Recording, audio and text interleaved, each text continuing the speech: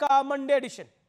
बांग्लादेश के बॉर्डर से लगे भारत के राज्यों में तेजी से डेमोग्राफिक चेंज हो रहा है, यानी एक बदलाव आ रहा है, जनसंख्या में असंतुलन आ रहा है। यह बात भी किसी से छिपी नहीं है कि जनसंख्या में इस बदलाव की बड़ी वजह घुसपैठियों को अवैध तरीके से बसाना है।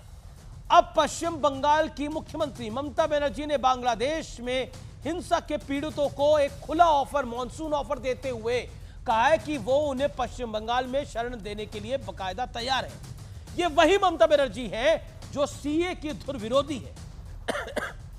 सीए के तहत पाकिस्तान, बांग्लादेश और अफगानिस्तान में धार्मिक प्रताड़ना झेल रहे अल्पसंख्यकों को भारत की नागरिकता दी जाती है, जबकि इस्लामिक राष्ट्र बांग्लादेश में किसी तरह की धार्मिक प्रताड़ना नहीं हो रही है। वहां लोग सरकारी नौकरियों में आरक्षण के मुद्दे पर हिंसक प्रदर्शन कर रहे हैं।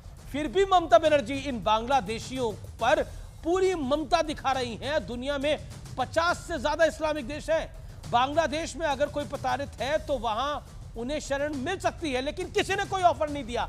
लेकिन हमारे यहां पर खुला ऑफर ममता बनर्जी दे रही है इंडिया अलायंस की। लेकिन जरा सोचिए, अगर हिंदुओं पर किसी देश में प्रताड़ना हो तो उन्हें भारत के अलावा कौन शरण देगा? सऊदी अरब तो नहीं दे पाएगा। बीजेपी का आरोप है कि ममता बनर्जी के इस ऐलान के पीछे मकसद बंगाल की डेमोग्राफी को बदलना है, और बंगाल के 9 जिलों की डेमोग्राफी पहले ही बदल चुकी है। हाल ही में असम के सीएम हिमंता बिस्वा शर्मा ने भी कहा था कि असम में 1951 में जो मुस्लिम आबादी 12% थी, वो आज 40% हो गई। हिमंता बिस्वा शर्मा का यह दावा है कि असम के 9 से भी ज्यादा जिलों में डेमोग्राफिक बदलाव चेंज हो गया है।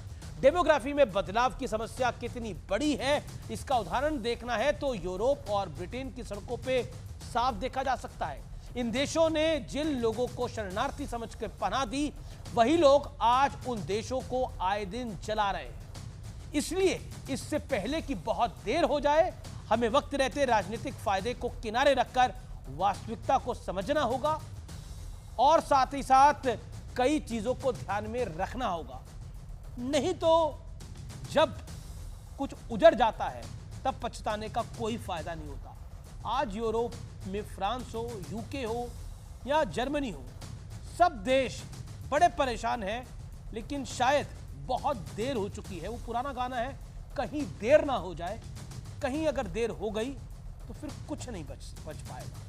ये बात भी बिल्कुल स्पष्ट है, और ये मैं कुछ तथ्यों के आधार पर कह रहा हूं। तो फिलहाल टक्कर के आज के एडिशन में इतना ही। उम्मीद है आज का कार्यक्रम आपको जरूर पसंद आया होगा। कल आपसे मुलाकात होगी जब बजट आएगा, और बजट के तमाम आंकड़े आप CNBC आवाज पर देखेंगे। और कल रात 9 बजे मेरे साथ बेहद खास शो देखेंगे, टक्कर का बजट एडिशन स्पेशल।